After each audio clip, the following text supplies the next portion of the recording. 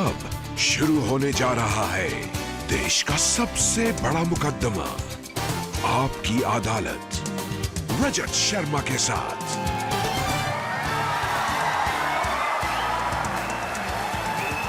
नमस्कार, आपकी अदालत में आपका स्वागत है।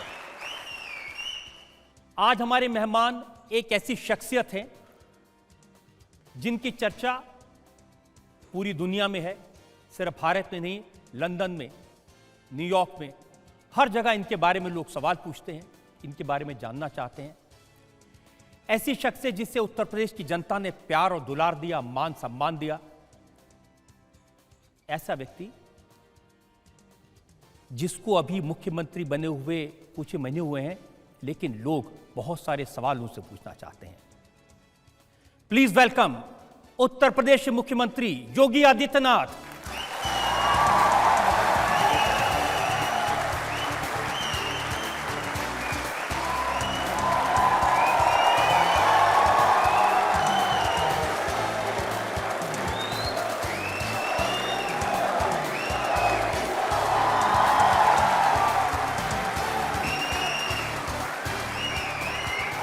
और एक और खास बात मैं आपको बता दूं, आपकी अदालत में आज जज उत्तर प्रदेश की जनता है, आप सब लोग हैं, आप सब लोग फैसला करेंगे आज के मुकदमे का। और इससे पहले कि इल्जामात और सवालात का सिलसिला शुरू करें, मैं सवाल पूछूं, सफाई मांगूं योगी आदित्यनाथ से। एक नजर योगी आदित्यनाथ के पॉलिटिकल करियर।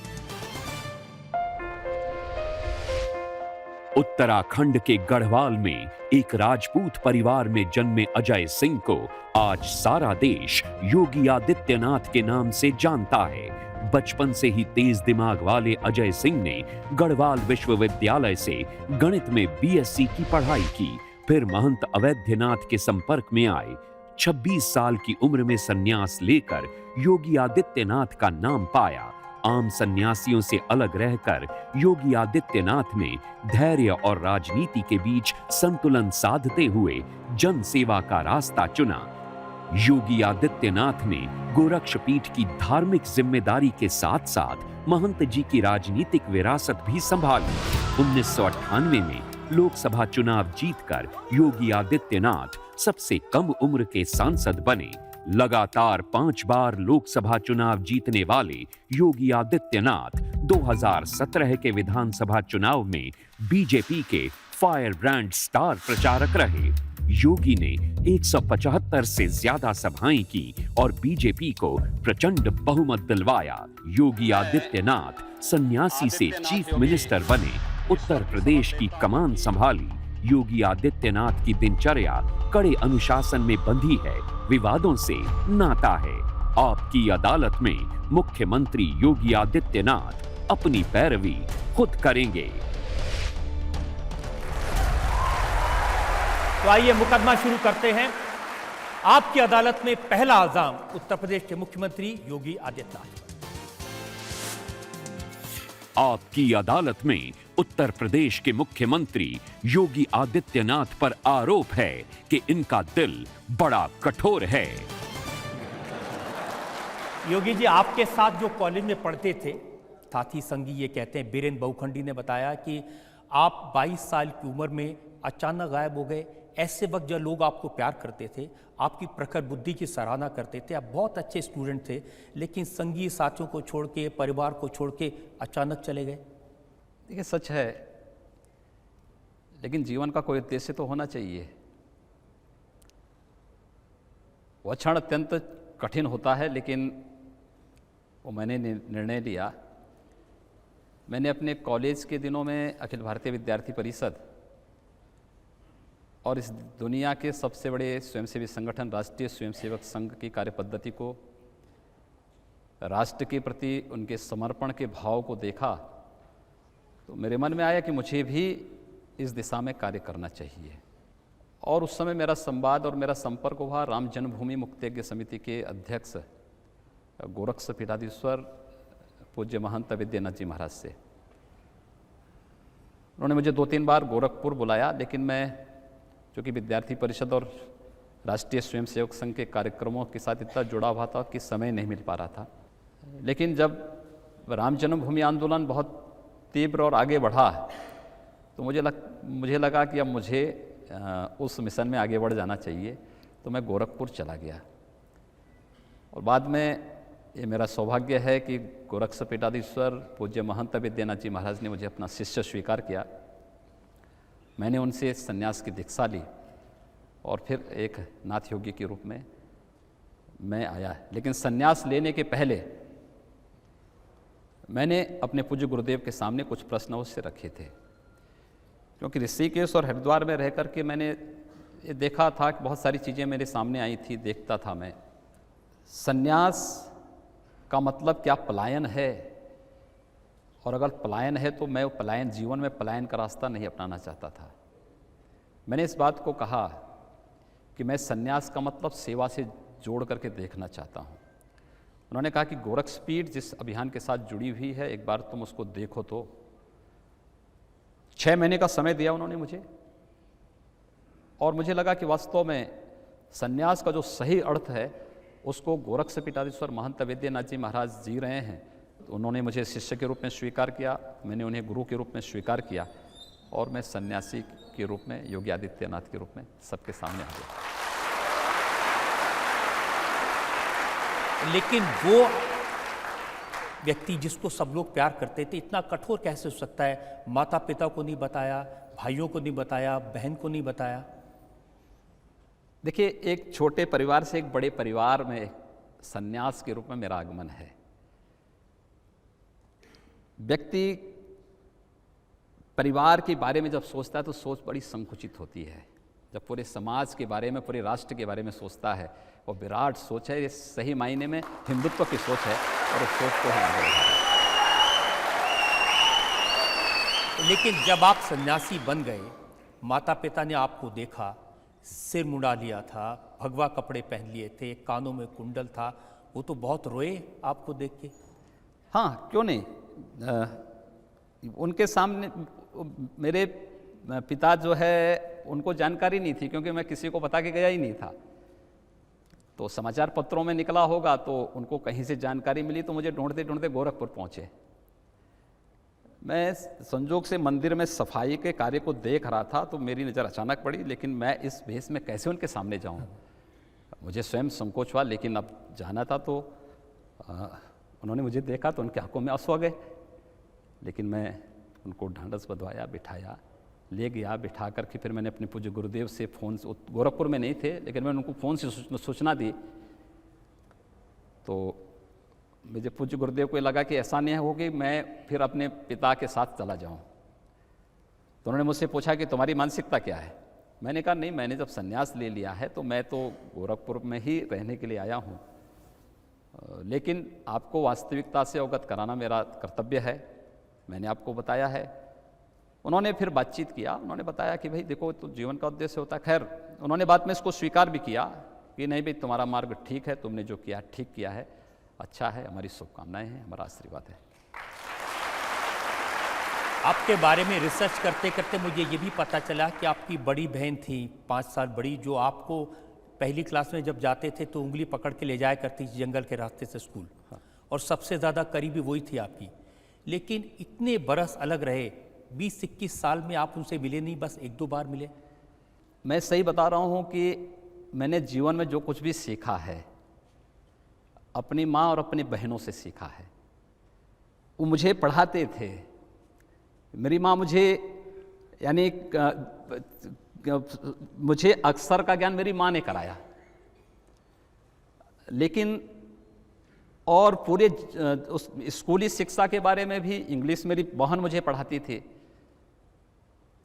लेकिन जब मैंने कहा ना कि एक छोटे परिवार से एक बड़े परिवार में एक सन्यासी के रूप में मेरा मिलन है, और मैंने उसको उस रूप में मैं जीवन जी रहा हूँ, और पूरे समाज को एक परिवार के रूप में लेकर के आगे बढ़ने का प्रयास कर रहा हूँ। अब योगी जी, मैं भी समझना चाहता हूँ, देश की जनता भी समझना चाहती है, कोई ऐसा कठोर कैसे हो सकता है कि आप सन्यासी बन गए, उसके 2 साल बाद आप भिक्षा लेने के लिए अपने घर गए, अपनी माँ से भिक्षा मांगी। माँ के दिल पे क्या बीती होगी?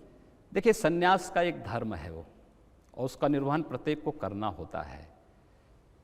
कि जीवन में उसको एक बार अपने परिवार से भिक्षा लेने के लिए जाना ही होगा, और मुझे लगता है कि उसका निर्वहन मैंने भी किया है।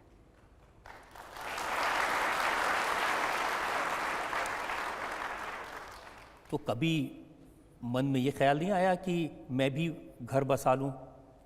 देखिए, व्यक्ति ने जब एक बार निर्णय ले लिया है, मैं उन लोगों की स्थिति को पहले से देख रहा हूं जिन्होंने घर बसाया है उनकी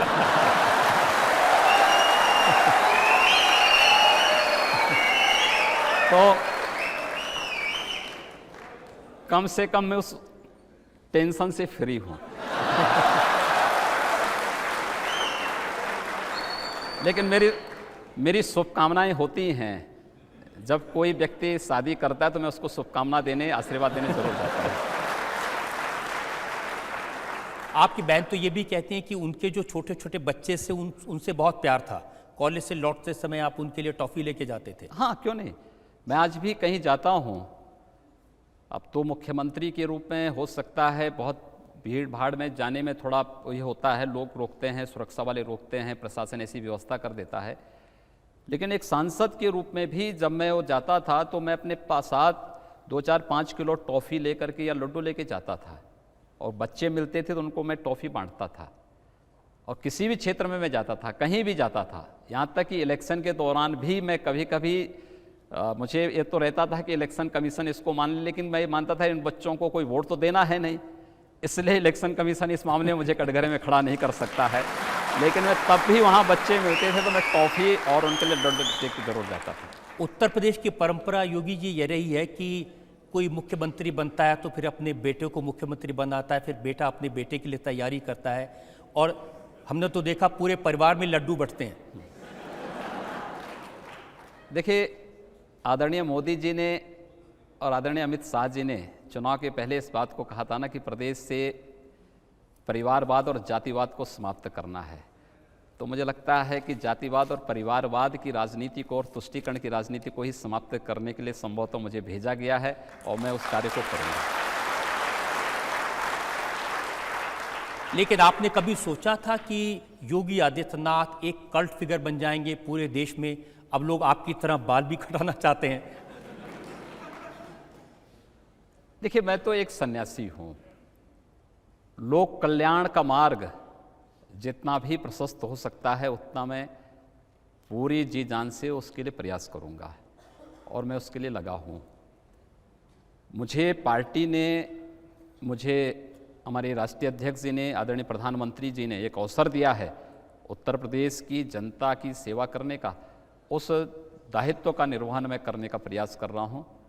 मुझे लगता है कि आप सबकी शुभेच्छा से, शुभकामनाओं से मैं उसमें सफल होऊंगा। लेकिन योगी जी, दुनिया को तो ये लगता है कि ये कैसा अजूबा है, ये कैसा नमूना है कि ये भगवे वस्त्र पहने हुए है, सन्यासी है, लेकिन राज सिंहासन पर बैठे। हाँ, ठीक बात है। ये भारत की वास्तविक परंपरा रही है। जिन्होंने भारत को नहीं समझा है वे लोग ये प्रश्न कर सकते हैं, लेकिन इस देश का योगी ही इस देश का राजयोगी भी बना है, और उस राजयोगी के रूप में उस दायित्व का निर्वहन दिल्ली में मोदी जी कर रहे हैं, तो उत्तर प्रदेश में उन्होंने दायित्व मुझे किया। हम उत्तर प्रदेश की राजधानी लखनऊ में हैं, और आज हमारे मेहमान हैं प्रदेश के मुख्यमंत्री योगी आदित्यनाथ। आपकी अदालत में अगला इल्जाम।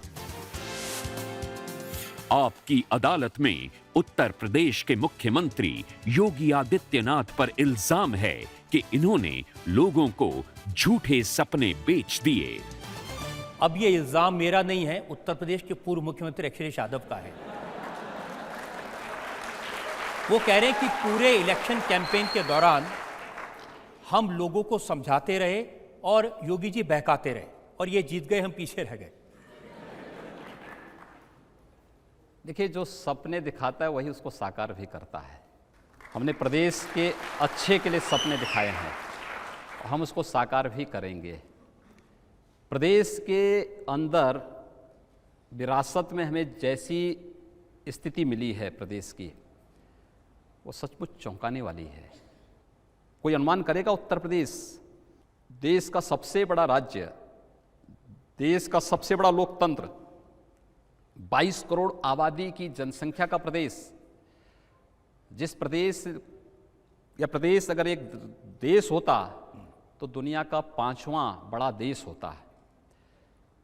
और इस प्रदेश में 1.5 लाख किलोमीटर की सड़कें गड्ढा युक्त हों, 5 जिलों को छोड़ करके बाकी किसी भी जिले में बिजली 2 से 3 घंटे 4 घंटे से अधिक न मिलती हो, जहां पर शिक्षा हो, स्वास्थ्य हो, पेयजल का हो, बुनियादी सुविधाओं का नितांत अभाव हो, स्वच्छता की रेटिंग को जब सामने आती है देश के, तो जिसमें 100 गंदे शहरों में 52 उत्तर प्रदेश के आते हैं। और जब हम प्रदेश के दायित्व को हम लोगों ने निर्वहन किया तो प्रदेश का खजाना एकदम खाली था। अखिलेश यादव ये सच कहते हैं कि आखिर हम इन सपनों को पूरा करेंगे कैसे, लेकिन ये प्रदेश के सपने साकार करेंगे हम लोग, और उस दिशा में हमने कदम बढ़ाए हैं। योगी जी, वो तो कहते हैं कि उन्होंने जो सड़क बनवाई उसको जो देख लेगा वो उनकी वाहवाही करेगा। वो कहते हैं उन्होंने भवन बनवाए, उन्होंने फव्वारे लगवाए, उन्होंने तो जयप्रकाश की भवन के ऊपर तरणताल स्विमिंग पूल बनवा दिया। तो यही तो करते रहे लोग। इस प्रदेश का दुर्भाग्य यही है। मैंने आपको कहा ना, 1.5 लाख किलोमीटर की सड़कें गड्ढा युक्त थीं। और सही बताऊं मैं आपको, मैं चुनाव के दौरान जब कहीं जाता था तो मुझे गड्ढा युक्त सड़कें दिखती थीं। अगर मुझे रात्रि हो जाता था तो अगर किसी दूसरे स्टेट से हमें यूपी में आना होता था 19 मार्च 2017 के पहले, तो जहां से अंधेरा प्रारंभ होता था समझ लीजिए उत्तर प्रदेश की सीमा शुरू हो गई है। जहां से गड्ढा युक्त सड़कें प्रारंभ हो गई उत्तर प्रदेश, जहां पर छिनैती, डकैती, लूटपाट, बहन और बेटियों की इज्जत के साथ सरेआम खिलवाड़ करने की प्रवृत्ति होती थी और सत्ता का संरक्षण उन मंचलों दुष्कर्मियों को प्राप्त होता था, वो उत्तर प्रदेश होता था। लेकिन हम लोगों ने उस व्यवस्था को बदलने का एक प्रयास किया है। हम लोग उसको बदल रहे हैं। अभी हमारा बजट नहीं आया है, लेकिन बजट आने के पहले प्रदेश की सभी सड़कों को हम गड्ढा मुक्त कर देंगे। अभी बजट नहीं आया है। इनके लिए कौतूहल और आश्चर्य का विषय यह है कि बजट अभी आया नहीं। उन्हें मालूम है कि प्रदेश का खजाना इन्होंने खाली करके छोड़ा है, लेकिन उन्हें यह भी मालूम कि हम लोग संन्यास परंपरा के लोग हैं। हमें विरासत में कुछ नहीं मिलता है, लेकिन हम पूरे समाज को लेकर के सब कुछ इकट्ठा भी करने की क्षमता रखते हैं, और वही उत्तर प्रदेश के हम लोग कर रहे हैं। अगर खजाना खाली है तो किसानों के 36,000 करोड़ के कर्ज कैसे माफ कर दिए? कर रहे हैं ना हम लोग। कहां से देंगे? हम दे रहे हैं। इसीलिए कहा एक हम ही लोग कर सकते हैं। इस देश का कोई योगी ही कर सकता है। हमने सभी फिजूल खर्चे बंद करवा दिए हैं। आप अनुमान करिए वित्तीय अनुशासनहीनता की क्या पराकाष्ठा थी। यहाँ पर पीपीआर बनता है गोमती रिवर फ्रंट का 160 करोड़ का, डीपीआर बनते बनते वो चला जाता 660 करोड़। 2 वर्ष में योजना पूरी होनी थी। जनवरी 2015 से प्रारंभ हुई योजना, जनवरी 2017 में संपन्न होनी थी। अधिक से अधिक डीपीआर में 660 करोड़ में सब कार्य संपन्न हो जाता, नहीं हुआ। 1437 करोड़ खर्च हो चुके हैं और अभी योजना अधूरी है। यह प्रदेश की वित्तीय अनुशासनहीनता की पराकाष्ठा है। लूट का एक ऐसा नग्न तांडव है। जेपीएन सेंटर को आप देखिए ना, क्या स्थिति है उसकी। जिस प्रदेश में जनता बुनियादी सुविधाओं के लिए तरस रही है, वहां पर आप कुछ चंद राजनेताओं के लिए मौज मस्ती का एक सेंटर बनाना चाहते हैं। ये मजाक है प्रदेश की और देश की व्यवस्था के साथ। ये नहीं स्वीकार होगा, इसको हम नहीं चलने देंगे। मेरे पास एक दिन एक कैंसर का पेशेंट आया। मैं जनता दर्शन का कार्यक्रम लगाता हूं, प्रतिदिन जनता से मिलता हूं। वो मेरे पास आया, उसने कहा साहब कैंसर का पेशेंट है, पेशेंट हूं, मेरे पास पैसा नहीं है, कैसे मैं उपचार करूं। मैंने कहा आपको हॉस्पिटल में भर्ती करवा देते हैं, वहाँ से आप एस्टिमेट बनवा लीजिए, जो खर्चा आएगा प्रदेश सरकार देगी उसको। ये ड्यूटी है हमारी, किसी गरीब को स्वास्थ्य की सुविधा दिलाना, हम लोग करेंगे इसको। तो मेरे दिमाग में आया कि अखिलेश यादव ने यहाँ पर एक कैंसर इंस्टीट्यूट का भी उद्घाटन किया था। मैंने मिनिस्टर को फ़ोन किया, मैंने कहा वो कैंसर इंस्टीट्यूट में आप देख करके आइए, अगर वहाँ पे पेशेंट भर्ती हो सकता है पेशेंट को भर्ती करवा दो। मैंने उसके सारे कागजात रखे, उसको मैंने कहा कि भाई आपकी हम व्यवस्था करवा रहे हैं। हमारा मंत्री वहाँ जाता है। हमारे मंत्री ने जाने के बाद मुझे बताया कि साहब कैंसर इंस्टीट्यूट का केवल एक ढांचा खड़ा है, वहाँ ना बेड है, ना वहाँ पे कीमोथेरेपी की व्यवस्था है, ना वहाँ रेडियोथेरेपी की व्यवस्था है, ना वहाँ कोई डॉक्टर है, ना कोई वहाँ पैरामेडिकल का स्टाफ है। तो मैंने कहा उद्घाटन के समय तो बेड थे। कहा वो तो KGMU से बेड लाए गए थे, फिर वापस चले गए हैं। ये यहाँ की सच्चाई है विकास की। लखनऊ आगरा एक्सप्रेसवे उद्घाटन हो गया, लेकिन अभी खुला नहीं है यातायात के लिए। और यातायात के लिए खुलेगा कैसे? सुरक्षा के सबसे अधिक डकैती तो उनके गृह जनपद में पड़ती है उस एक्सप्रेसवे पे। मुझे परेशानी इस बात की होती है कि मुझे पूरे एक्सप्रेसवे पे सुरक्षा देनी पड़ रही है, विशेष हिदायत देनी पड़ रही है कि भाई देखो इटावा और सफाई के आसपास थोड़ा बचा करके रखिए लोगों को। और सफाई बनाने की बात कर रहे हैं, लेकिन सफाई के और उसके आसपास क्या कुछ घटित हो रहा है, बहुत वैसी यानी अफसोसजनक स्थिति है। ये एक कार्यक्रम में अखिलेश जी की बात सुन रहा था, वो कह रहे थे कि हमने ऐसा गार्डन बनाया है जो लंदन के हाइड पार्क जैसा है, उसमें जाके बैठे तो बड़ी अच्छी हवा आती है। मुझे लगता है कि प्रदेश की जनता इन नमूनों को उन्हीं गार्डनों में बिठाने के लिए भी तैयार बैठी है, और ये होगा जरूर। लेकिन आप तो जनता से वादा कर रहे हैं, किसानों से वादा किया, आपने जनता से वादा किया कि हम आपको 24 घंटे बिजली दे देंगे। अगर पैसा नहीं हो तो बिजली कहाँ से लाएगी? हम दे रहे हैं ना। और हमने बाबा साहब भीमराव अंबेडकर की जयंती से प्रदेश के अंदर पहले 5 जिलों में बिजली मिलती थी। हमने कहा 70 जिलों ने क्या गुनाह किया था। पहले मैंने कहा 5 जिलों की बिजली भी काटो। समाजवाद है तो समान रूप से होना चाहिए, और फिर राष्ट्रवाद है, हम सबको समान रूप से बिजली भी देंगे। 75 जिला मुख्यालयों पर 24 घंटे बिजली, तहसील मुख्यालयों पर 20 घंटे बिजली, ग्रामीण क्षेत्रों में 18 घंटे की बिजली की व्यवस्था हम लोगों ने कर दी है। हम लोगों ने टोल फ्री नंबर भी जारी कर दिया है 1912।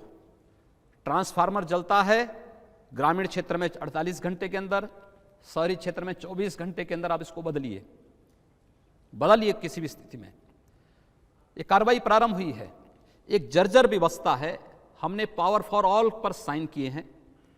हम लोगों ने इस बात को कहा है कि 18 अक्टूबर 2018 से हम 24 घंटे विद्युतीकरण ग्रामीण और शहरी क्षेत्र में देंगे, लेकिन मैंने उसके साथ एक शर्त और जोड़ी है कि हम बिजली देंगे सबको, लेकिन मेरा अनुरोध होगा लाइन लॉस कम करिए।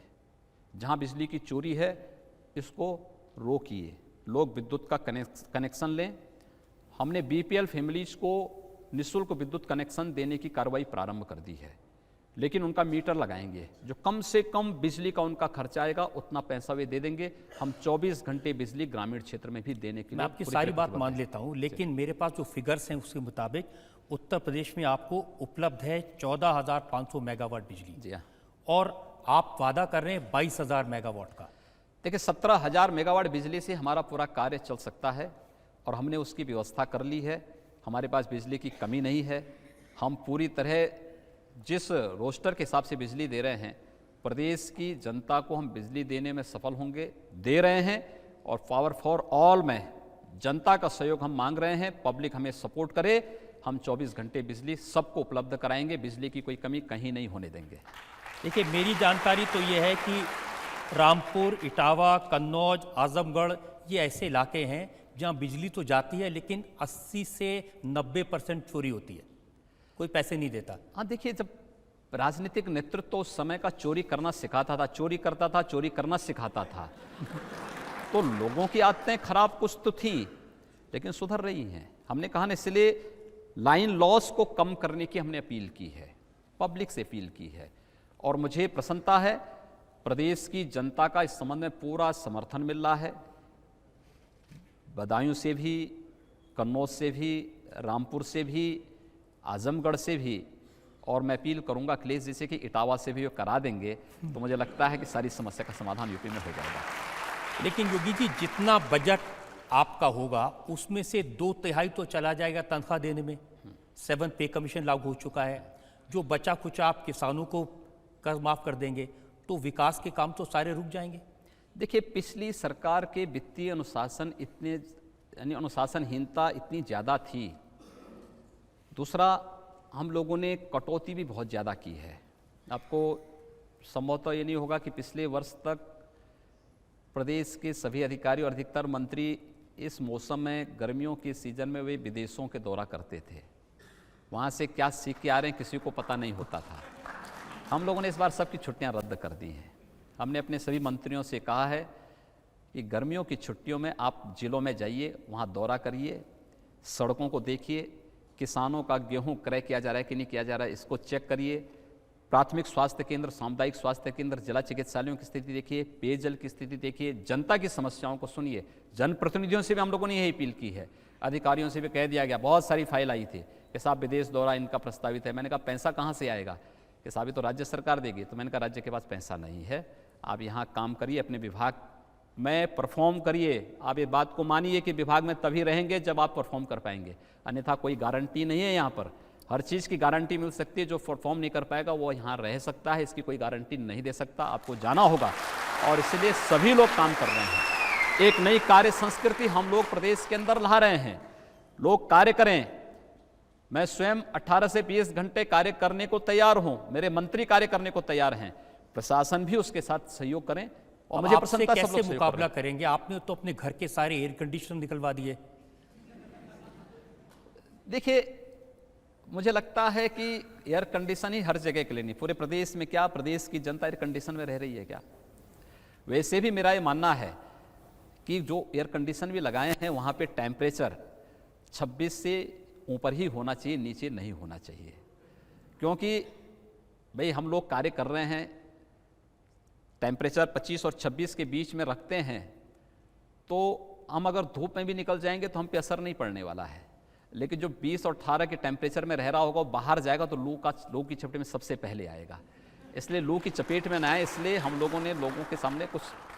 अब योगी जी एसी आप लगाने नहीं देंगे, गर्मी में छुट्टी पर बाहर जाने नहीं देंगे, ये तो बड़ा अत्याचार है। अत्याचार नहीं है, एक कार्य संस्कृति। प्रदेश की 22 करोड़ जनता जिन स्थितियों में रह रही है, हमें उन स्थितियों में से उनको उभारने के प्रयास करने चाहिए। हम लोग प्रयास कर देंगे तो मुझे लगता है कि हम लोगों का सार्वजनिक जीवन में आना सार्थक हो जाएगा। आप जब बने थे मुख्यमंत्री तो आपने देखा दफ्तर कैसे चलते थे? हाँ, देखिए बड़ी खराब स्थिति थी। मैंने जब शुरू दिन इस बारे में इच्छा व्यक्त की कि भाई अब तो मुख्यमंत्री पद की शपथ ले लिया है, मुख्यमंत्री क्या होता है मुझे भी नहीं जानकारी है, तो मैंने कहा कार्यालय मुझे जाना है भाई। कहा साहब 11 बजे के बाद आइए आप। तो मैंने कहा कार्यालय 11 बजे खुलते हैं क्या? मैंने संसद तो देखी थी कि 11 बजे से संसद चलेगी शाम 6 बजे तक, लेकिन कार्यालय 11 बजे से शुरू होते हैं। तो गए, मैंने मंत्रिमंडल के अपने सभी सहयोगियों से एक बात के लिए आग्रह किया था। मैंने कहा यार देखो, पहले दिन कार्यालय आप जाएंगे तो बैठिएगा मत। आदरणीय प्रधानमंत्री जी का जो एक मिशन है, स्वच्छ मिशन, स्वच्छता मिशन, स्वच्छ भारत अभियान, उस स्वच्छ भारत मिशन के तहत पहले दिन हम लोगों को जिस कार्यालय में बैठना है, उस कार्यालय में स्वच्छता के कार्यक्रम को अंजाम देना है। मैं देख के ताज्जुब था, बहुत सारी जगह ये कुर्सी है, ये फाइल गंजी हुई थी ऊंची तक, ये भी फाइल गंजी थी ऊपर तक, टेबल में फाइल गंजी हुई थी, उसमें धूल जमा हुआ था, और बहुत सारे ऐसे श्रीमान जी लोग थे जो पान खा करके वहीं कोने में थूक देते थे।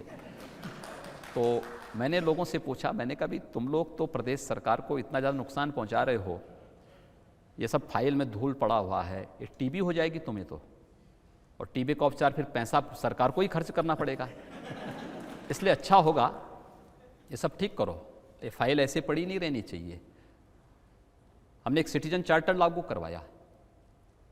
आज एक सप्ताह से अधिक किसी एक विभागाध्यक्ष के पास फाइल रहेगी तो उसको जवाब देना होगा।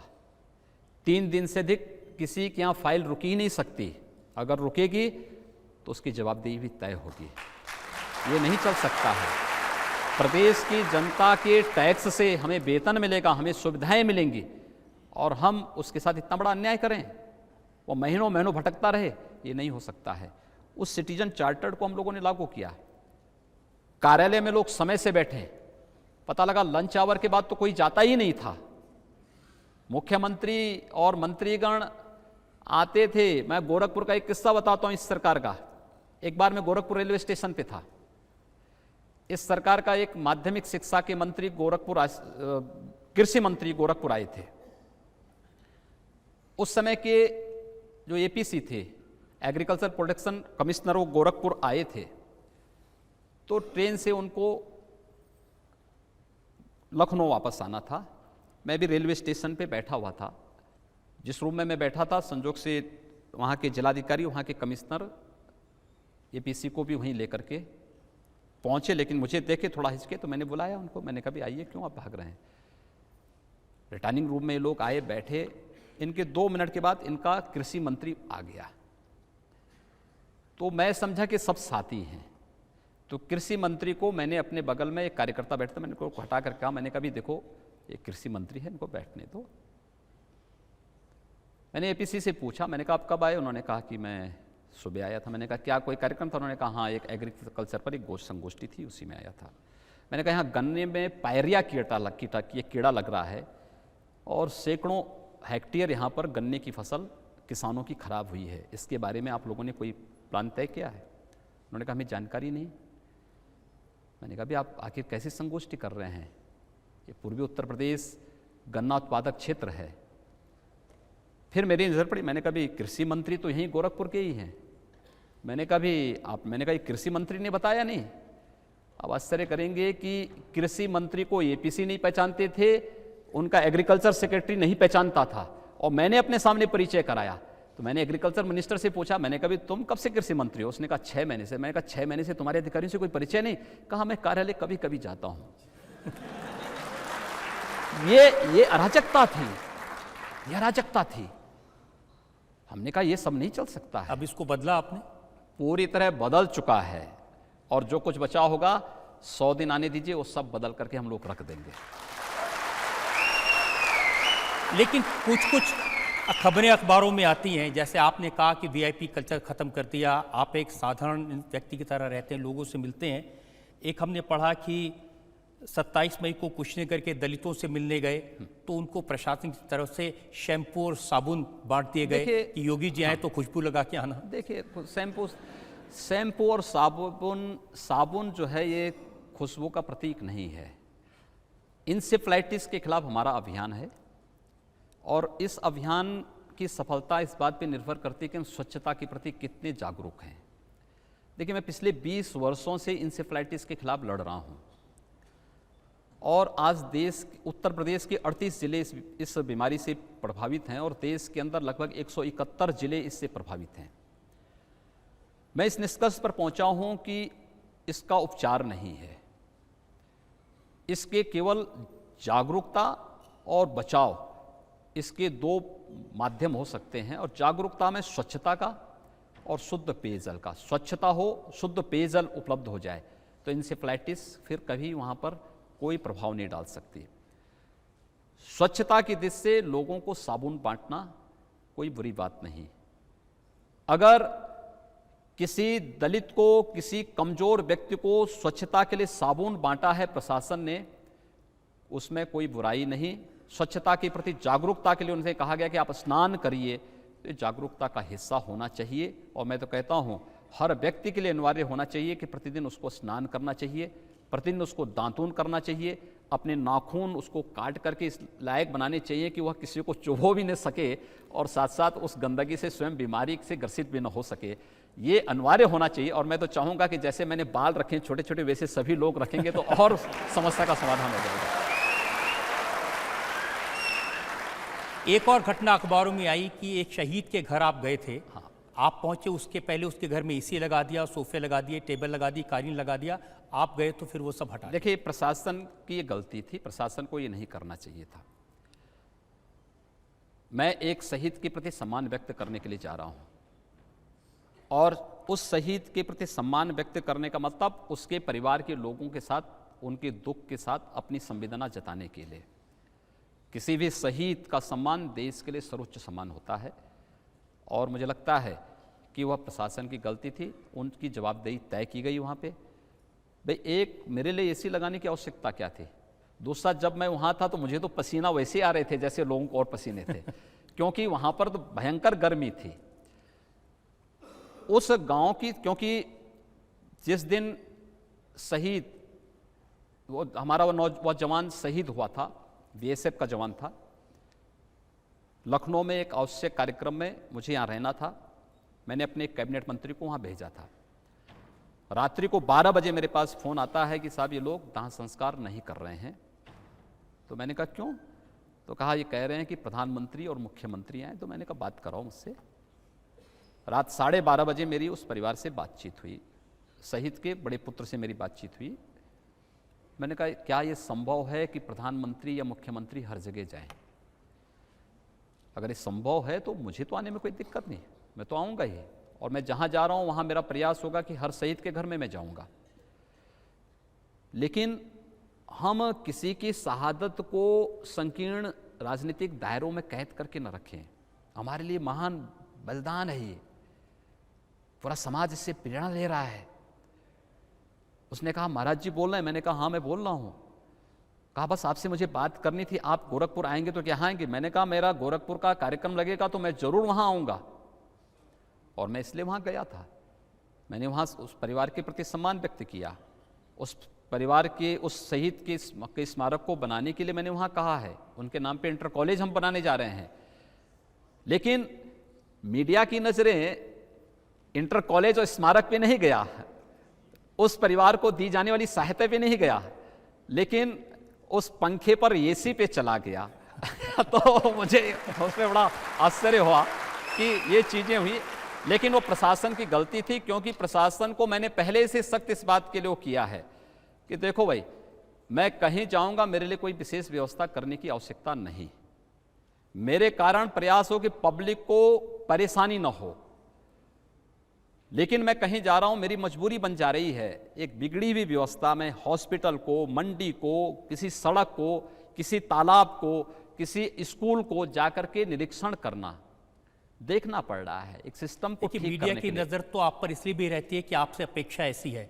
कोई और मुख्यमंत्री जाता, एसी लगा देते, एक क्या 4 लगा देते, गलत पूछता नहीं। मैंने कहा ना वो गलत था और उसके लिए उनकी जवाबदेही भी तय की गई। और सख्त हिदायत है कि आगे से इस प्रकार की कोई व्यवस्था कोई करेगा तो मैं कार्रवाई करूंगा, स्वयं कार्रवाई करूंगा ऐसे लोगों के खिलाफ। और कहीं ये ना हो कि सार्वजनिक स्थल पर ही ऐसे लोगों को अपमानित होना पड़े, वो चीज़ें आगे से कतई न हो, इस प्रकार की हिदायत स्पष्ट दी गई थी। लेकिन ये सही है कि जो पिछली सरकार ने योजना शुरू की थी, एक कार्यक्रम में अखिलेश यादव बोल रहे थे, वो कह रहे थे कि हमने 18 लाख लैपटॉप बांटे और ऐसी योजनाओं को उन्होंने एम्बुलेंस की व्यवस्था की, उन सब चीज़ों को आपकी सरकार ने बंद कर दिया।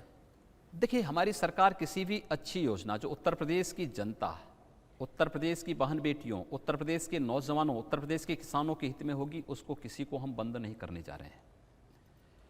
हमारे लिए हम लोग राजनीतिक जीवन में, सार्वजनिक जीवन में इसलिए नहीं आए हैं कि किसी के प्रति राजनीतिक प्रतिशोध की भावना से कार्य करें। इतनी फुर्सती कहाँ है कि व्यक्ति प्रतिशोध किसी से निकाल सके।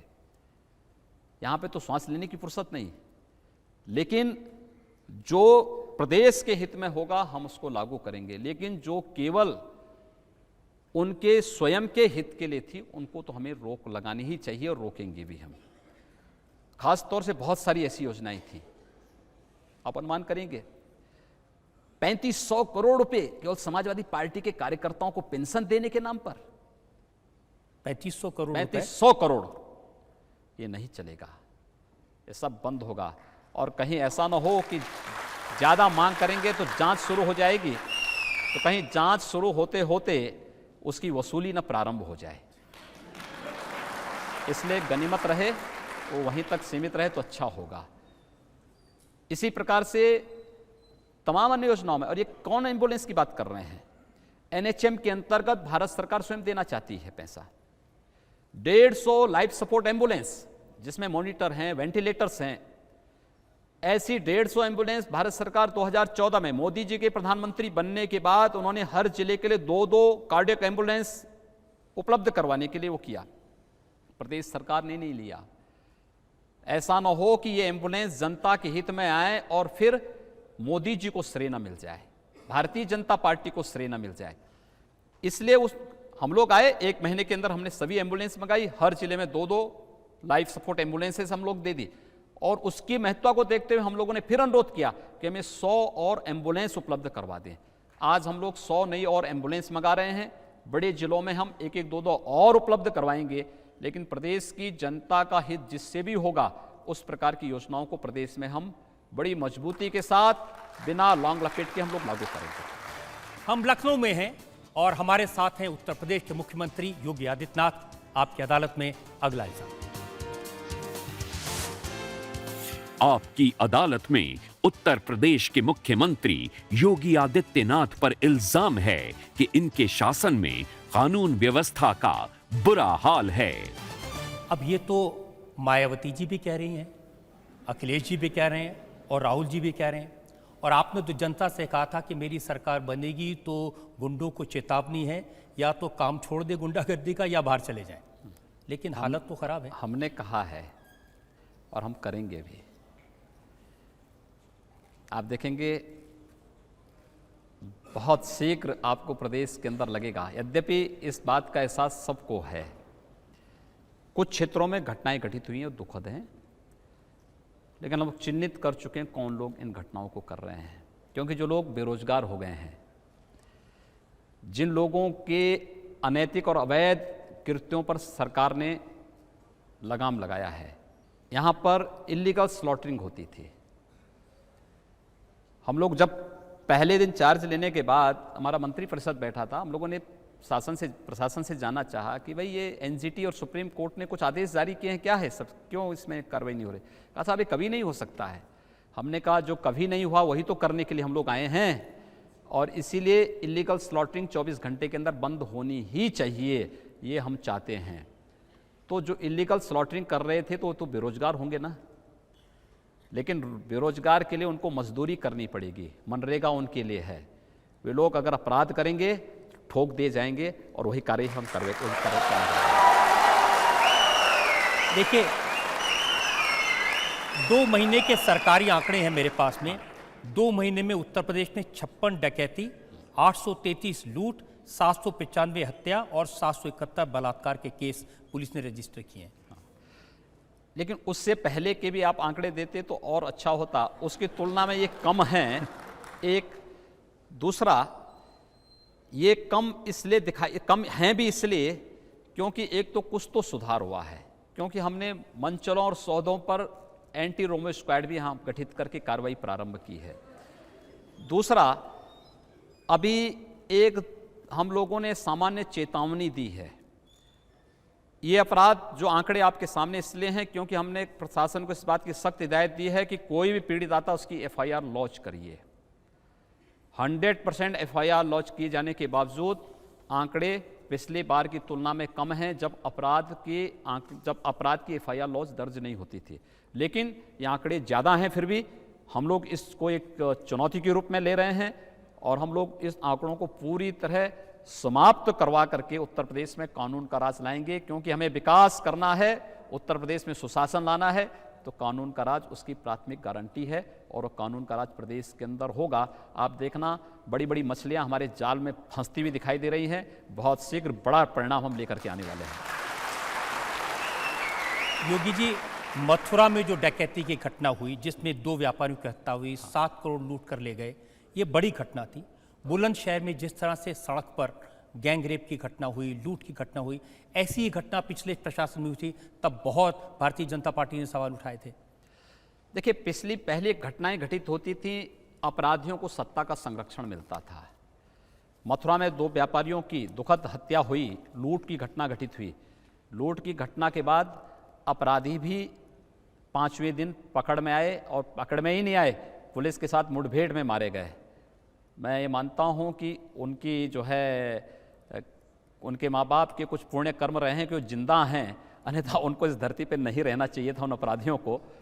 और आगे विश्वास करेंगे। उसमें से एक अपराधी ने सुसाइड इसलिए किया क्योंकि उसको भय हो गया था कि अब आगे क्या होने वाला है। आगे भी अपराधी इसी प्रकार से आत्महत्या करते हुए दिखाई देंगे, ये निश्चित है, देख लेना। आप कह रहे हैं कि पिछली सरकारों में प्रोटेक्शन होता था सरकारों का, अब सहारनपुर से जो खबर आई, वहाँ जो जातीय हिंसा हुई, ये कहा जा रहा है कि भारतीय जनता पार्टी के एमपी ने करवाया, उन्होंने एसपी को उसके घर में घुसकर मारा। देखिए, सहारनपुर में 20 अप्रैल को जो घटना घटित हुई थी, जिसमें बाबा साहब भीमराव अंबेडकर की शोभा यात्रा को लेकर के मुस्लिम पक्ष ने हमला किया था। सांसद को हमने इस बात को मैंने भी कहा, मैंने कहा देखो अनुमति नहीं है तो अनुमति के बगैर किसी को भी कोई कार्यक्रम नहीं करने दिया जाएगा, प्रशासन नहीं करने देगा। तब तक एसपी के घर में वो पहुंच चुके थे। मैंने फ़ोन से कहा, मैंने कहा आप सीधे वहाँ से निकलिए, कोई भी ऐसी कार्रवाई नहीं होनी चाहिए जो। उसके बाद जिसने भी वहाँ घटना की, जो भी कैमरे में आ गए थे, एफआईआर लॉन्च हुआ, कार्रवाई हुई। हम लोगों ने कभी ये भेदभाव नहीं किया कि अपराधी का रंग देख करके, उसका टीका देख करके, उसकी टोपी देख करके कार्रवाई नहीं की। अपराधी अपराधी है, जो गलत करेगा, कानून के साथ खिलवाड़ करेगा, कानून उस पर फिर अपना कार्रवाई प्रारंभ करेगा। और हम लोगों ने हर जगह किया। लेकिन वह एक दुर्घटना थी, एक आक्रोश था। दलित समुदाय के द्वारा निकाले जाने वाली शोभा यात्रा को जिस तरीके से रोका गया था, उनकी गलती थी कि उन्होंने परमिशन नहीं ली। मैंने कहा परमिशन लेकर के निकालिए, प्रशासन उसको प्रोटेक्ट करेगा, लेकिन बिना परमिशन के किसी को भी नहीं निकालने दिया जाएगा। और ये कार्रवाई आगे भी हम लोग रखेंगे। अब ये नहीं होगा कि आप एक पक्ष को तो कहेंगे कि तुम डीजे मत बजाओ और दूसरे पक्ष को खुली छूट देंगे। ये चीजें नहीं हो सकती हैं, ये तुष्टीकरण नहीं होगा। योगी जी, जो अखबारों में छप रहा है, जो टीवी चैनल पर दिखाई दे रहा है, उसमें ऐसा लग रहा है कि अपनों से ज्यादा आफत है। गोरखपुर के विधायक डॉक्टर राधा मोहन दास, उन्होंने, उनके बारे में हेडलाइन है, फेसबुक पर छलका आईपीएस चारू का दर्द, एक आईपीएस अफसर को रोना पड़ा। आगरा में विश्व हिंदू परिषद बजरंग दल के कार्यकर्ताओं का पुलिस पर हमला। भाजपा विधायक का ऑडियो वायरल, सीओ को धमकी। बरेली में बीजेपी के एमएलए की गुंडागर्दी, टैक्स मांगने पर थप्पड़ मारा। मुजफ्फरनगर में बीजेपी विधायक को हत्या करने वालों के हाथ पैर तोड़ दूंगा, ये कहा। मेरठ में बीजेपी के नेता ने पुलिस पर दबंगई दिखाई। रायबरेली में भाजपा विधायक की दरोगा को धमकी, का चालान काटा तो तुम्हारा चालान कर देंगे। मवाना में भाजपा विधायक ने एसडीओ को हड़काया। बस्ती में योगी जी के नाम पर धमकी दी। बरेली में भाजपा विधायक ने बैंक मैनेजर को, अब मैं पढ़ता जाऊंगा, बहुत लंबी फहरिस्त है। देखिए, भारतीय जनता पार्टी ने कभी भी अपराध को संरक्षण नहीं दिया है और न देगी। राष्ट्रीय अध्यक्ष जी के बयान आपने बराबर सुने होंगे, देखे होंगे। आपके तमाम कार्यक्रमों में राष्ट्रीय अध्यक्ष जी आए हैं, उन्होंने स्पष्ट इस बारे में कह दिया है और हम लोगों ने भी सभी को स्पष्ट कर दिया है। अपराधी कोई भी होगा, हम सख्त कार्रवाई करेंगे। लेकिन सत्ता है, थोड़ा बहुत भी आप श्वास नहीं लेने देंगे भारतीय जनता पार्टी के सांसद और विधायकों को, तो उसको भी मैं किस रूप में देखूंगा। लेकिन फिर भी हम कह रहे हैं कि कानून को हाथ में नहीं लेने देंगे और कानून के अनुसार ही प्रदेश चलेगा, किसी व्यक्ति के कहने पर नहीं और न किसी ऐसे व्यक्ति के दबाव में कोई प्रशासन कार्य करे। मुझे लगता है प्रशासन को इस बात की सख्त हिदायत है कि फ्री हैंड काम करें, निष्पक्ष काम करें, बिना किसी भय के आप कार्य करें, हमें रिजल्ट चाहिए। अब इतना कहने के बाद भी अगर वो रिजल्ट नहीं दे सकता अपनी गलतियों के लिए, आप अनुमान कर सकते हैं जो व्यक्ति किसी विधायक का फोन टेप कर रहा है उसकी मानसिकता अनुमान कर सकते हैं। वो मानसिकता क्या है। लेकिन योगी जी बहुत सारे, दूसरा, हमें विरासत में एक और चीज मिली। आप ताज्जुब करेंगे, प्रदेश में शराब के जितने ठेके हैं ना, जितने विवाद हुए हैं, ये सब भी कारस्तानी अखिलेश सरकार की है। उन्होंने 2018 मार्च 2018 तक के शराब के सभी ठेकों की नीलामी कर दी पहले ही, और सुप्रीम कोर्ट ने जब उस पर रोक लगाई कि हाईवे की सभी शराब की दुकानों को बंद करो, तो उन्होंने बड़ी चालाकी के साथ उन सबको इस बात का एग्रीमेंट कर दिया कि तुम हाईवे से 500 मीटर बस्ती में खोल दो। अब बस्तियों के अंदर जितनी शराब की दुकानें खोली गईं, पूर्व सरकार ने खोली, हम लोगों ने बाद में उस पर रोक लगाने के लिए कहा। जब जगह जगह तोड़ फोड़ की बातें आई, मैंने प्रशासन को बुलाया, मैंने कहा ये तोड़ फोड़ क्यों हो रही है, कैसे तोड़ फोड़ हो रही है। कहा साहब शराब की दुकानें। मैंने कहा शराब की दुकानें तो पहले से चली आ रही होंगी। कहा नहीं साहब इस प्रकार का। हमने कहा भी क्या अखिलेश यादव को इस बात का उनके पास अधिकार था कि वह जब सत्ता में नहीं थे या सत्ता में उनको नहीं रहना है तो वह पहले ही एडवांस में 2 साल का शराब का ठेका दे दे, लेकिन तब भी उन्होंने दिया है। और किस तरीके से प्रदेश के खजाने को इन्होंने लूट का एक जरिया बना दिया, अगर इसके बारे में बताऊंगा तो मुझे लगता है बड़ा समय आपका भी यहाँ पे खराब होगा और अनावश्यक माहौल भी खराब होगा। लेकिन यह तय है कि जिस शराब सिंडिकेट को सपा बसपा ने पाला था वो पूरी तरह ध्वस्त होगा। प्रदेश में प्रदेश सरकार नई आबकारी नीति लेके आने वाली है। हम लोग ये तय कर चुके हैं, शराब की दुकान किसी भी बस्ती के बीच में नहीं होगा, किसी भी धर्मस्थल, किसी भी शैक्षणिक संस्था, किसी चिकित्सालय और सार्वजनिक स्थान के 500 मीटर के अंदर हम लोग शराब की दुकानें नहीं खोलने देंगे और इसको हम बड़ी कड़ाई के साथ लागू करने वाले हैं। गोरखपुर की घटना भी अवैध शराब की दुकान को लेकर के ही था, इलीगल तरीके से खोली गई थी, उसको रोकने के लिए कहा गया, सभी को पहले से इस बारे में कह दिया गया और प्रशासन को इस बात का संज्ञान लेना लेकिन योगी चाहिए। उन लोग का क्या करेंगे जो योगी आदित्यनाथ का नाम लेके, जो आपकी तरह बाल मुंडवा के भगवा पहन के गुंडागर्दी करते हैं आपके नाम पर? देखिए, मेरे नाम पर कोई गुंडागर्दी नहीं कर सकता है। हर एक को मालूम है कि मैं जब सांसद था तब भी मैं फ़ोन नहीं करता था किसी अधिकारी को फालतू की, और सबको मालूम है। और अगर कर रहा है तो प्रशासन को उसको बुला करके सीधे अंदर बंद करवा देना चाहिए। लेकिन ऐसी इसमें- बहुत सारी खबरें हाँ, मैंने छपी कहा हैं। ना, मैं बहुत क्या सारी- कर रहा हूं, सबको इसकी बात की हमने पहले इस बात को दे दिया है।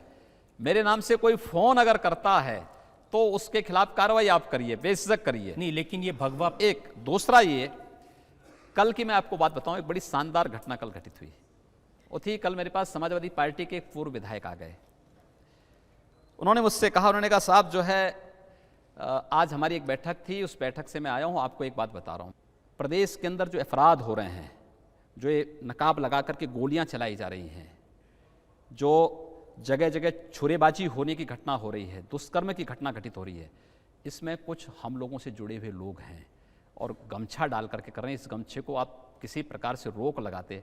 मैंने कहा घबराइए मत, हम उन्हीं को गिरफ्त में लेने की तैयारी कर रहे हैं और वे सारे चेहरे एक्सपोज होने वाले हैं बहुत जल्दी।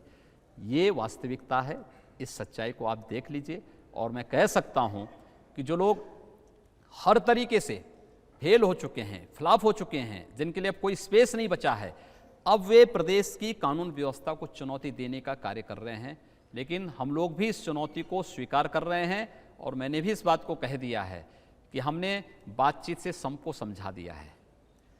अब जो बात से नहीं मानेगा वो दूसरे तरीके से जरूर मान जाएगा और दूसरा तरीका हम लोग अपना रहे हैं। आप तो पहले भी कहते रहे कि लातों के भूत बातों से नहीं मानते। हाँ, अब कह दिया ना, उसको अपनाने का समय आ गया है। लेकिन एक जो रोमियो हैं उनको आपने भूत बनाने का काम किया है, उसको लेकर के बहुत सारी शिकायतें हैं। बहुत सारे लोग ये कहते हैं कि लड़के लड़कियां अगर सड़क पर घूम रहे होते हैं, कोई चाचा भतीजी भी होते हैं या दोस्त होते ठीक हैं, बात। उनको भी परेशान करते हैं। झांसी की घटना है 22 मार्च की, लड़के लड़कियों से उठक बैठक लगवाई पुलिस ने। कानपुर में 28 मार्च को दवा लेने निकले चाचा और भतीजी, उनको पकड़ लिया।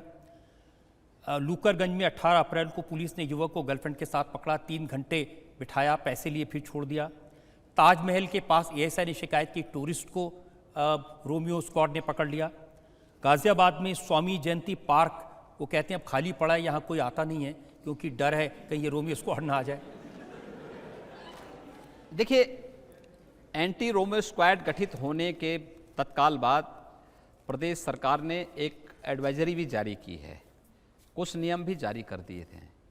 और इस बात को स्पष्ट, मैंने भी इस बात को कहा कि अगर एक लड़का एक लड़की, हो सकता है दोनों भाई बहन भी हो सकते हैं, दोस्त भी हो सकते हैं, कुछ भी आपसी रिश्तेदार हो सकते हैं, उनको कोई छेड़ेगा नहीं। और जहाँ पे छेड़ा गया, इस प्रकार की शिकायतें आई, वहाँ पर उन लोगों के खिलाफ कार्रवाई हुई जिन अधिकारियों ने इस घटना को वहाँ पर अंजाम दिया है।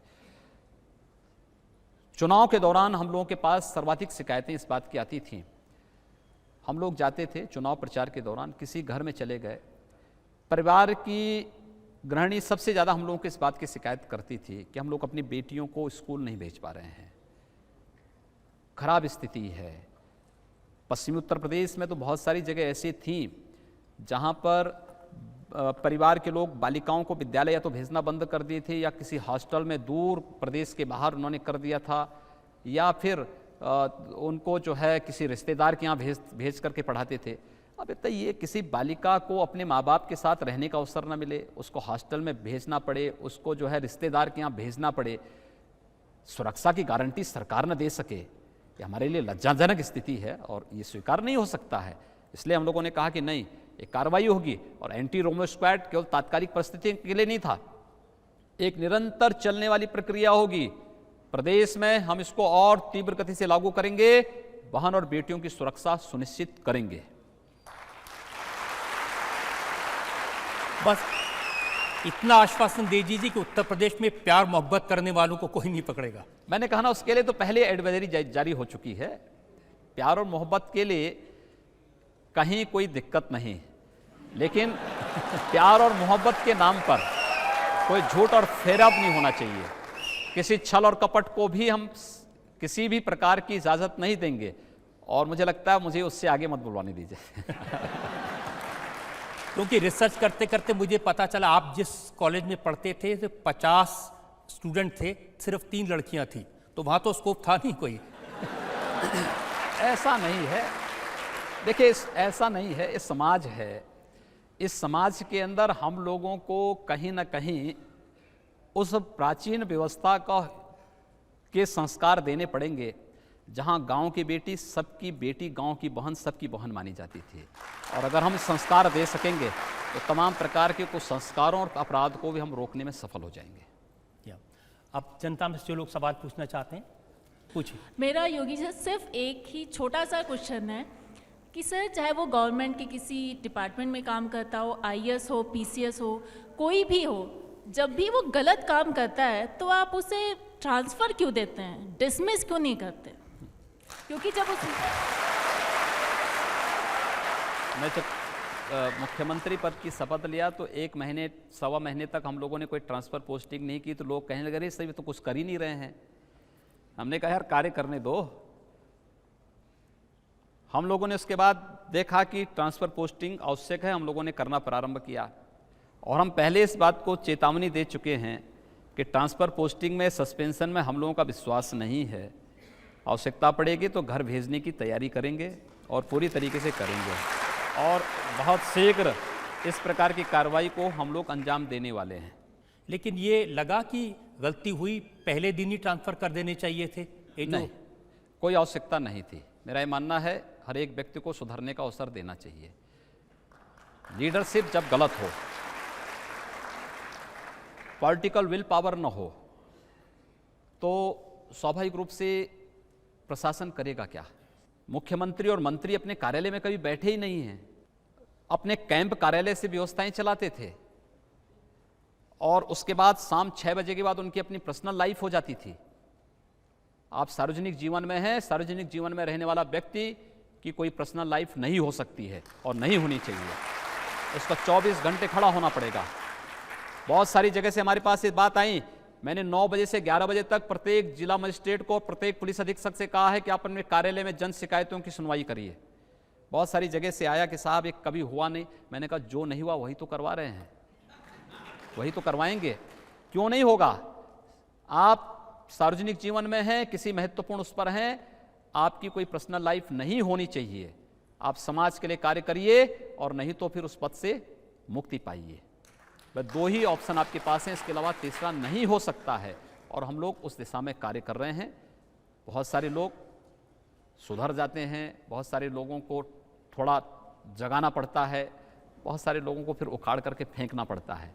तीनों स्थितियों के लिए हम लोग तैयार हैं और हम लोग तीनों स्तर पर कार्रवाई भी करेंगे। आपकी अदालत में उत्तर प्रदेश के मुख्यमंत्री योगी आदित्यनाथ पर आरोप है कि इनके शासन में मुसलमानों में खौफ है। अब ये कहा जा रहा है योगी जी, जिस दिन से आप मुख्यमंत्री बने हैं, जो मुसलमान भाई बहन हैं उनके मन में खौफ है, डर है, आशंका है कि यूपी में रहने देंगे कि नहीं रहने देंगे। पिछले 70-72 दिनों में तो किसी मुसलमान के ऊपर कोई कहर नहीं ढाया गया कहीं भी। एक दूसरा, हम लोग केंद्र में आदरणीय मोदी जी को आदर्श मान करके कार्य कर रहे हैं। उन्होंने 2013 में एक मंत्र दिया था, सबका साथ सबके विकास का। ये सरकार उसी तर्ज पर कार्य कर रही है। हम योजनाएं सबके लिए लाएंगे, विकास सबका करेंगे, लेकिन तुष्टीकरण किसी का नहीं करेंगे। सबको सुरक्षा देंगे, सबके विकास को हम आगे बढ़ाएंगे, लेकिन अगर कोई अपराध करेगा तो फिर उस समय कानून अपना कार्य करना प्रारंभ कर देगा। मुझे लगता है ये भय अनावश्यक है। मेरे जनता दर्शन कार्यक्रम में आप ताज्जुब करेंगे, प्रतिदिन 25, 30, 40, 50 मुस्लिम महिलाएं आती हैं और उनकी पीड़ा को अगर आप सुनेंगे, कोई अपने पिता के साथ, कोई अपनी माँ के साथ, कोई अपने बेटे के साथ, कोई अपनी बहन के साथ, कोई अपने किसी रिश्तेदार के साथ आती हैं, एक ही बात उनकी होती है, हमें टेलीफोन से तलाक देकर के छोड़ दिया गया, हमें एक कागज़ में भेज करके, चुटकुला भेज करके कह दिया गया कि इनको छोड़ दो। भाई उन लोगों को न्याय तो मिलना ही चाहिए, और अगर उनकी पैरवी करने की बात प्रदेश सरकार कर रही है, मुझे लगता है ये आधी आबादी के सम्मान से जुड़ा हुआ मुद्दा है। उस आधी आबादी को न्याय मिलना ही चाहिए, ये हम लोगों का आग्रह है। और मुझे प्रसन्नता है कि बहुत सारे मुस्लिम संगठनों ने इस अभियान को अपना समर्थन दिया है। मैंने लखनऊ में देखा है, बहुत सारे सिया धर्मगुरुओं ने गौ हत्या को पूरी तरह प्रतिबंधित करने की बात की, गौ मांस को सेवन न करने की उन्होंने खुलेआम वकालत की, इस प्रकार की उन्होंने आदेश जारी किए हैं।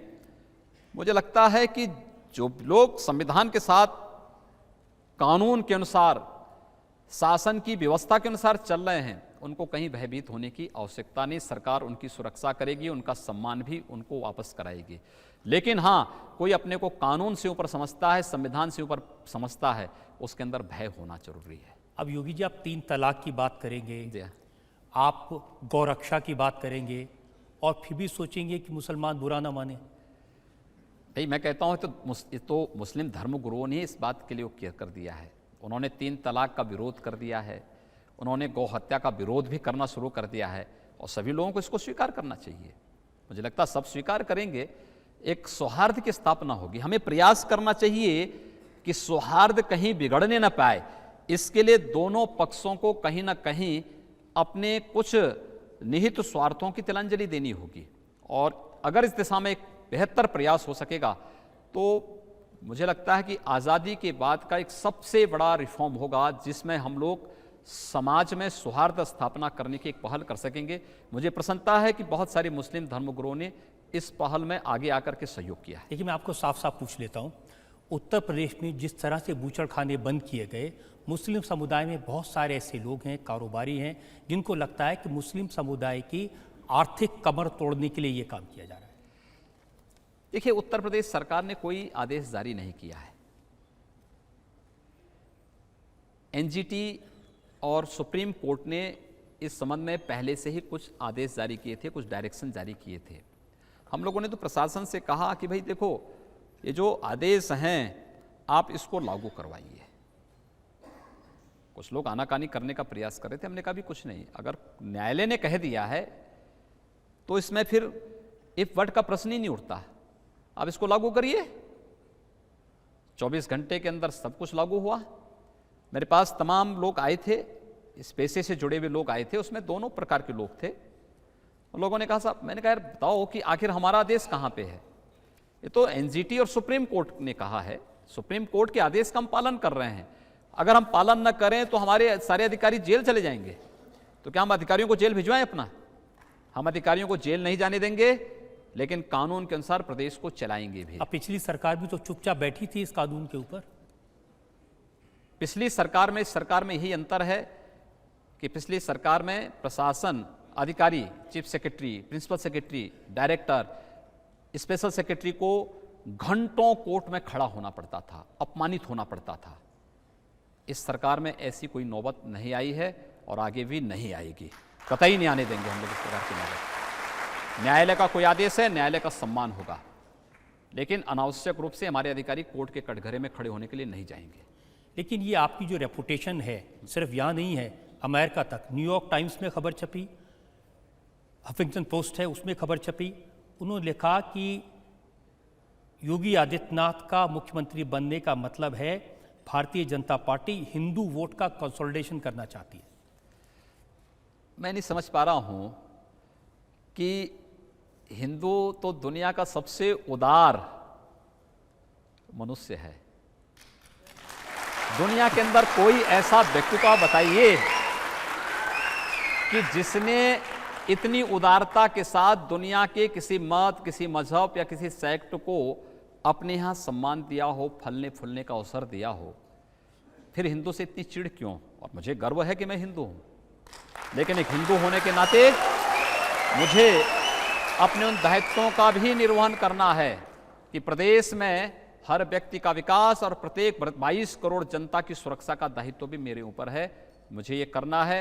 हमारा मंत्रिपरिषद और इस मंत्रिमंडल से जुड़ा प्रत्येक सदस्य उसके लिए पूरी तरह प्रतिबद्ध होकर के कार्य करेगा। उन्होंने आपके पुराने बयानों का जिक्र किया है। उन्होंने लिखा है कि आपने कहा था अगर वो एक हिंदू लड़की को उठाएंगे तो हम 100 मुसलमान लड़कियों को उठाएंगे, अगर वो एक हिंदू को मारेंगे तो हम 100 मुसलमानों को मारेंगे। एक कंडीशनल बयान थे और कंडीशनल बयान इस बात को लेकर के, वो तो मैं आज भी कह रहा हूं कि अगर कोई अपराधी किसी निर्दोष व्यापारी को मारेगा, किसी राह चलती हुई बहन और बेटी की इज्जत के साथ खिलवाड़ करेगा, तो फिर उसके खानदान को तय करना होगा कि उसको इस धरती पर रहना है कि नहीं रहना है। तो हम तब भी तय करेंगे और हम इस प्रकार की अराजकता प्रदेश के अंदर नहीं फैलने देंगे, क्योंकि अराजकता के लिए प्रदेश में कोई जगह नहीं होगी। हमने चेतावनी देख करके बहुत कर लिया है, अब आगे एक्शन की तैयारी हो रही है। बृहद स्तर पर कार्रवाई होगी। गुंडे अपराधी या तो जेल के अंदर होंगे या प्रदेश से बाहर होंगे या अन्यत्र कहीं होंगे, लेकिन हम लोग उनको सड़कों पर खुलेआम अराजकता और जंगलराज की स्थिति पैदा करने की छूट नहीं देंगे। ये बयान पिछले बयानों के ही साथ जुड़े हुए बयान है। योगी जी, आपके बहुत सारे लेख हैं जो उद्धृत किए गए हैं।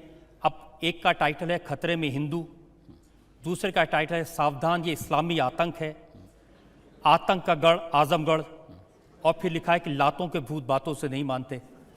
ये सब कहीं ना कहीं भाई, ये तो एक तो पाकिस्तान से जुड़ा होगा। हाँ, लातों के जुड़ा है। पाकिस्तान के बारे में क्या बोलो। आजमगढ़ की स्थिति आपने देखा होगा कि 2008 में मुझ पर स्वयं हमला हुआ था और हमले की पूरी जानकारी तत्कालीन प्रशासन को थी। पूरे रिकॉर्ड उनके पास हैं कि हमला कहाँ से संचालित हो रहा है, कौन लोग मुझ पर कहाँ हमला करने वाले हैं। यानी अगर मुझे आजमगढ़ के पहले मेरे एक कार्यकर्ता के द्वारा हल्की सूचना नहीं दी गई होती कि देखिए आगे कुछ होने जा रहा है, हमें इस बात की आशंका है, क्योंकि इसमें कुछ एकाध पुलिस वालों के नाम भी सामने आए थे, तो मुझे लगता है कि मैं इस धरती पे ही नहीं रहता। मैंने अपनी गाड़ी ही बदल दी और मैंने उसमें अपने 2-3 सतर्क कार्यकर्ताओं को रखा कि भाई देखो हमला होगा, गाड़ी की चिंता मत करना, तुम लोग पहले निकल करके बाहर भागना। 11वें नंबर गाड़ी में मैं था। मैं अपनी गाड़ी गेस्ट हाउस में ले गया, 3रे नंबर पर मैं चला गया। बाकी मैंने सब कुछ ऐसे रहने दिया। 10, 11 और 12 इन 3 गाड़ियों को निशाना बना करके इतनी उसके साथ उनको बिल्कुल वो कर दिया गया था। तो कार्यकर्ताओं को पहले से सावधान कर दिया गया था, तुरंत निकल करके बाहर हो गए, बचाव कर लिया उन्होंने। ये जो स्थितियां थी, देश एक समय, आपको लगता नहीं कि देश के अंदर जितनी भी आतंकी घटनाएं घटित होती थी उन सब के सूत्र कहीं ना कहीं आजमगढ़ से जुड़ते जा रहे थे। रोका गया, रोकेंगे।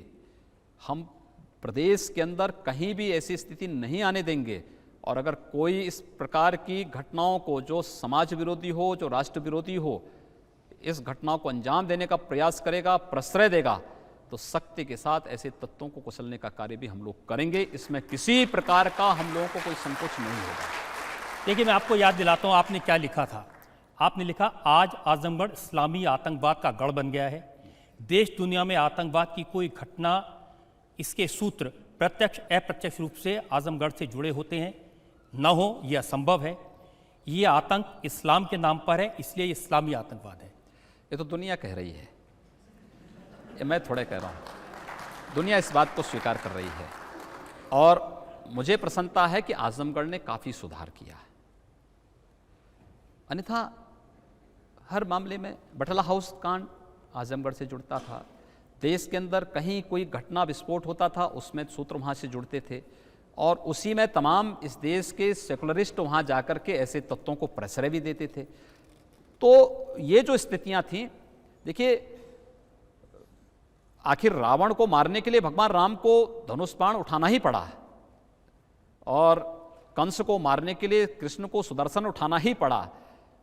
अगर शांति से ही सारी चीज़ें हो जाती, ये मैं भी जानता हूँ कि मैं चेतावनी दे रहा हूँ, तब भी बहुत सारे अपराधी ऐसे होंगे जो सुधरेंगे नहीं। उनको ठीक करने के लिए हमें सख्त कदम उठाने तो पड़ेंगे ही, और मैं इस बात को जानता हूँ, और अंततः उसी निष्कर्ष पर हम लोग पहुँचेंगे और ये होगा। लेकिन आपकी इमेज ऐसी बनी है क्योंकि आप ऐसी बातें कहते रहे। अब देखिए, आपने लिखा देश का एक वर्ग ऐसा भी है जो आतंकवाद के साथ इस्लाम शब्द जोड़े जाने का विरोध करता है, पर क्या उन्हें यह नहीं मालूम कि केवल भारत ही नहीं पूरी दुनिया में इस्लाम और अल्लाह के नाम पर मौतों की संख्या क्यों बढ़ती जा रही है, क्यों रोज रोज निरपराध हिंदुओं की हत्या होती है। आप चले जाइए ना, अफगानिस्तान से लेकर के सूडान तक, और पूरे उस क्षेत्र को आप देख लीजिए, ISIS के नाम पे क्या हो रहा है। क्यों नहीं उसको कंडेम किया जाता है? क्यों इस प्रकार की स्थितियों को इस देश के अंदर और पूरी दुनिया के मुल्ला मौलवी इसके खिलाफ एक फतवा जारी करके लोगों को इसके प्रति जागरूक करते हैं? मुझे लगता है जिस दिन जागरूक कर देंगे, एक बड़ी आबादी तबाह होने से बच जाएगी। जो लोग ये मानते हैं कि हम दुनिया को नष्ट करके स्वयं जीवित रह पाएंगे, उनकी गलतफहमी है। दुनिया को ख़त्म नहीं कर पाएंगे, स्वयं खत्म हो जाएंगे। देखिए, ये आपका लेख है, जब भारत का राष्ट्रत्व जगेगा, भारत माता सिंघनी की तरह दहाड़ उठेंगी, तब जागृत हिंदू महाकाली की तरह आतंकवादियों के नरमुंडों की माला पहनकर अपनी रक्तिम लपलपाती जिह्वा से आतंक के पर्याय नर पिशाचों का रक्तपान करेगा। तब अफगानिस्तान और पाकिस्तान पे फिर से भगवा लहराएगा। देखिए, अफगानिस्तान और पाकिस्तान तो ये बृहत्तर भारत के ही हिस्से थे। आप रामायण और महाभारत काल में चले जाइए, आखिर माता कैकेयी कहाँ की थी? आप चले जाइए, गांधारी कहाँ की थी? आखिर वो क्षेत्र तो ठीक है, परिस्थितियाँ बदली, इतिहास ने एक ऐसा तांडव किया कि वे क्षेत्र भारत से अलग होते गए, अलग हुए। लेकिन क्या ये सच नहीं कि बृहत्तर भारत का हिस्सा अफगानिस्तान भी था, पाकिस्तान भी था, वर्तमान का बांग्लादेश भी है, और अन्य तमाम जो आसपास के भूभाग हैं सब बृहत्तर भारत के हिस्से हुआ करते थे। किसी कालखंड में पिछड़े थे, हटे थे, हमसे बिछड़ गए थे। हो सकता है इतिहास फिर करवट ले। अगर दोनों जर्मनी एक हो सकती हैं तो ये मान करके चलिए कि वह दिन जरूर आएगा जिस दिन ISIS के तांडव को अगर उस समुदाय के लोग स्वयं रोकेंगे नहीं,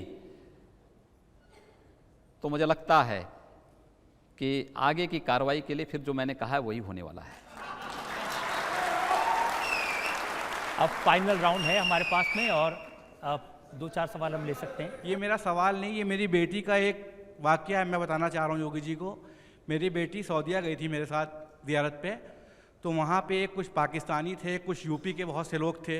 तो वो बोलने लगे अब तो यूपी सरकार में योगी आ गए हैं, तुम लोग का क्या हाल चल रहा है? तो मेरी बेटी ने जवाब दिया कि जो स्कूल के बाहर गुंडे होते थे वो नहीं खड़े होते हैं, और जो मेडिकल कॉलेज में या जो प्रशासन में लोग देखने जाते थे, आज वो ऐसा मुख्यमंत्री आया है हमारा CM कि वो देखने जाता है उनको, उनका स्वास्थ्य का हाल देखता है और उनकी तारीफें करता है। और ये बेटी मेरी सिर्फ 6 साल की है।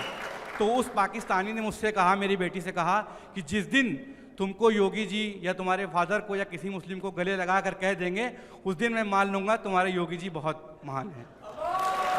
तो योगी जी को मैं गले लगाना चाहता हूँ। देखिए, मैं आपको प्रदेश सरकार आपको उस पाकिस्तानी को जवाब देना है जरूर। मैं ये कह रहा हूँ ना,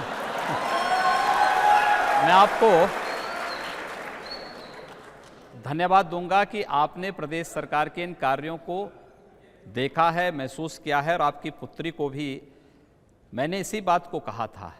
हम एक ऐसी कार्य संस्कृति को जन्म देना चाहते हैं जहां गांव की बेटी सबकी बेटी, गांव की बहन सबकी बहन, और वह कार्य संस्कृति सबके लिए है, किसी जाति के लिए नहीं, किसी मत और मजहब के लिए नहीं। और इसलिए हमने कहा ना कि ये व्यवस्था हम प्रदेश के अंदर लागू करेंगे। हम किसी को अपंग नहीं बनाना चाहते, उसको स्वावलंबी बनाना चाहते हैं, आत्मनिर्भर बनाना चाहते हैं। लेकिन ये भी आप उत्तर प्रदेश के लोगों से कह सकते हैं कि किसी मुस्लिम भाई को, किसी मुस्लिम बहन को डरने की, खौफ में रहने की जरूरत मैंने नहीं। कहा ना, सबका साथ सबके विकास में सब आ जाता है, इसमें किसी को दूसरी चीज कहने की आवश्यकता ही नहीं।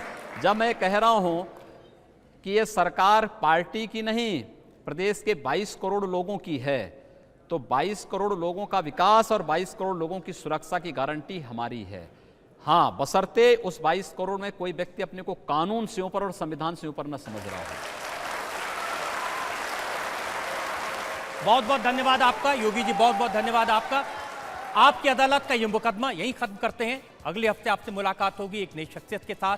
तब तक के लिए नमस्कार और बहुत बहुत धन्यवाद उत्तर प्रदेश की जनता का।